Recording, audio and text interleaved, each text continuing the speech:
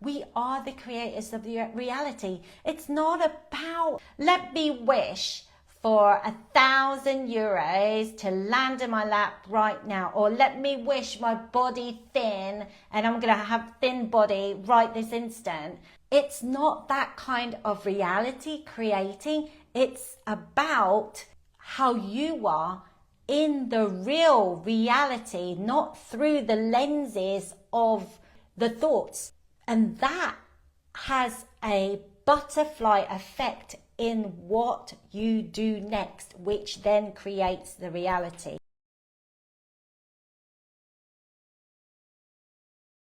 I have been careful with the words that I say to myself, the words that I use in general, even in speaking with other people, because from working with my clients and the way that I've overcome many, many things, there is a direct connection between the body and our words and our actions. So, for example, I am careful with things like a lot of people, like my husband would say, oh, at the end of the day, he's so tired, and he says, oh my God, can I die? You know, and I said to him, don't say that. That's not, like, don't say that. Just say, you know, I'm going to relax now. Because what happens is that the subconscious mind never, ever sleeps. So whatever you say out of your mouth, it will take it as reality, even though you're not going to die. But next time you say something like that, notice how your body changes, how your body reacts to things like that. When you say, oh, I'm going to die, oh, I'm dead, you'll feel a slight shift in the body where it suddenly starts getting tired. And the thing is that our minds are always reacting to everything that we say. It does not rest ever. It's continuously running in the background. And another example is that it is always answering whatever unconscious things that we say. And whether we know it or not, whether we are aware of it or not, it is responding all the time to what we say to ourselves or to anyone else, especially when it comes to our behaviors. Have you ever noticed that you get some people who are super, super happy? They're just happy. And some people are like, they're just so annoying. They're just so happy. But then you get people that are really grumpy, that really, really grumpy people. And then you get people who are lucky. Oh my God, I'm just so lucky. There's so many different traits like that. Do you really think that's just by chance? Do you really believe that we were born depressed or born angry or born sad? Because what these people, you know, the happy people, the sad people, the angry people and the depressed people, the only difference between all of them is because of the way that they speak to themselves. For example, a depressed person, and I'm talking again, not clinically, I'm not talking about somebody who has a chemical imbalance, but I've gone through depression. And now I can't even remember the last time I was depressed. Maybe way before, over 10 years now, before I started doing this work with knowing how our minds work, knowing the subconscious mind, how we work, like how the principles of our minds and behaviors happen, is because I'm not doing this thing that I'm saying all these other people have in common. Those are the differences that they have. And it's the way that they talk to themselves. Being depressed, it's only because they've said so many negative things about themselves over and over and over and over and over. And let me say that one more time. And over and a trillion times over again. And what happens is that when they're saying like awful things, like for example, I'm not good enough. What's the point? I can't be bothered. People are just not nice. People are just so rude. Like, why is she bothering talking to me? You know, when we keep saying things like that, one of the things that we are born with is with an intelligence within us that is like a radar. And this radar within us will look for things to support those things that we say to ourselves. So we're saying, yeah, why are people so mean? And the mind's like going around. First of all, it's responding to that to make you solidify that belief even more by saying yes. And then it'll bring up, yeah, I remember that shopkeeper. She looked at me really funny. Oh, yeah, and I remember when I was a kid, I always got bullied on. Oh, yeah, and that neighbour, like, he never, like, cuts the grass. I'm sure the cat pisses on that all the time. So that's when the thoughts start coming through. So it starts with our thoughts of intentions of speaking to ourselves badly. Then the mind is like a radar trying to validate those things. So it will bring up all these thoughts to us. And what happens is that we start, when we have that focus, it's almost like we have superpower vision, where we start having tunnel vision when we step out the front door. So because we're so invested in those thoughts and feelings, we then cannot see anything but those thoughts and feelings, because the mind has already said, is already obeying whatever we're thinking. It's already thinking, well, you know, Mel's really invested in not liking people, seeing everything as half, like the glass half full. She thinks he's ugly. Everyone thinks she's ugly. So let's go and find more of these things. But the funny thing is, the mind has no biases. It doesn't prefer you to be happy. It doesn't prefer you to be bad. It doesn't prefer you to be depressed or anything like this. It's just reacting to whatever you're saying in there.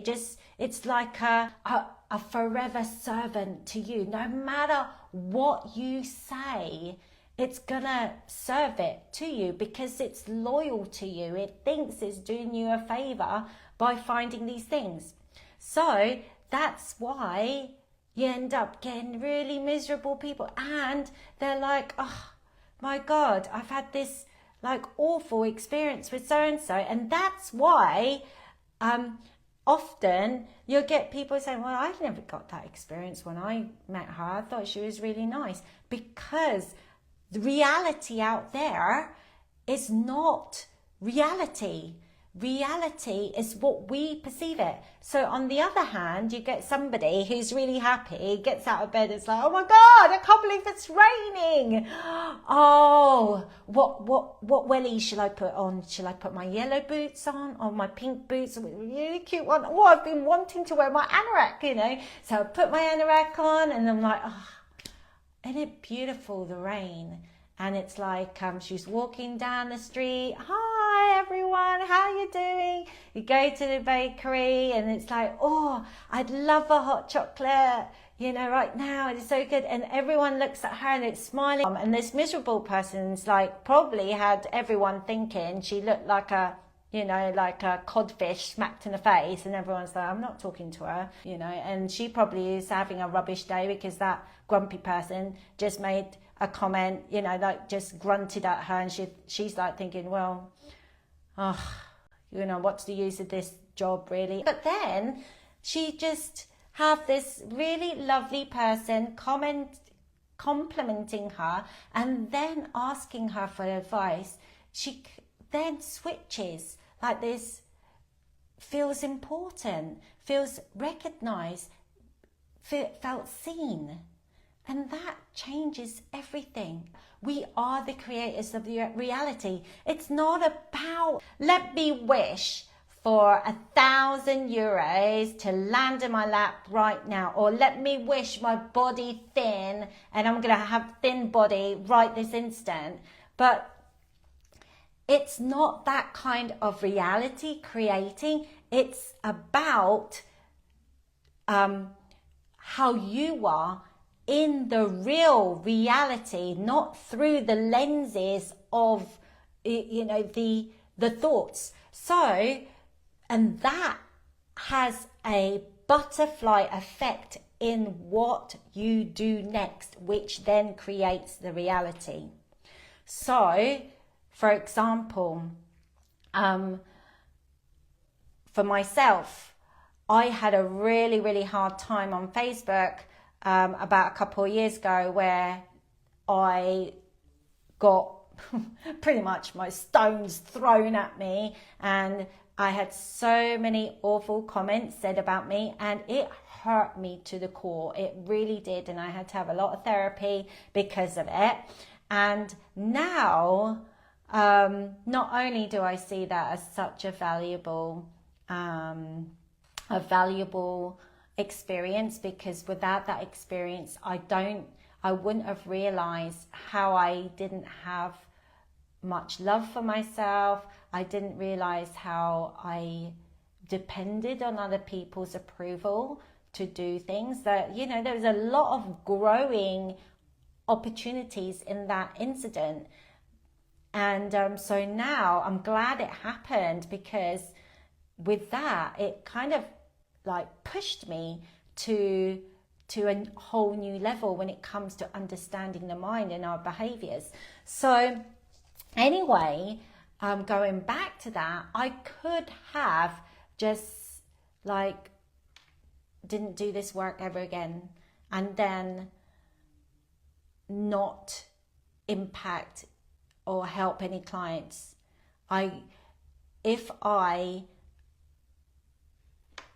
stayed in that mind thought of not being good enough, that scared to be judged and scared to say anything just in case I say the wrong things, then that affected my behavior, which then there's a version of me right now who didn't take action, who didn't recover, who then went back to like maybe like working in a bank, hating my job, maybe possibly not learning any more about the mind, then going back to my self-destructive behaviors. I probably would have got divorced, and then I probably wouldn't even have a child. There is a life with me taking that path. But I chose to grow beyond that experience. I chose to be the person that I wanted to be. I didn't want to be this bitter person. So it's not about like having it right now, but whatever version you are right now is the version of who you want to be or who you don't want to be. And part of understanding that our subconscious mind is never ever asleep, that whatever we say, however we talk, it is part of the design of who you are going to be.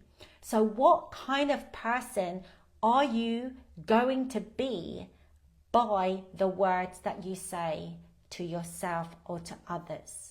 So just to leave you on one of those things, it's one example is when I'm struggling with a problem, I wouldn't say, oh my God, why is this so difficult? Because the mind will say, because you've got so much to do, because you got no time, because you're a mum, because you're selfish, because you should spend more time with your family, because you've got a trillion things you've got to do, and this is probably not important. The mind will create, and then we are surprised that we don't get motivated. Are we surprised that we procrastinate? Are we surprised that our businesses are not moving? Are we surprised that we can't stay on a diet? Are we surprised that we don't get our ideal body? Are we surprised we're still single? Are we blah, blah, blah, blah, blah? Because it's hard. It's hard when we have a challenge, and then it's almost like we get kicked while we're down. So instead, I say, how can I make this easy? How can I make this job enjoyable? What do I need to do that I'm not seeing? What is it that I need? All those things. It's hard, yes, but we're not really that, I don't know, we don't really need to say it's hard. We clearly feel it's hard. We clearly don't want to do it. But on my other videos, one of the hacks that I shared with you, Good to Be Done, I shared with you in great detail how to get motivated when you have no motivation.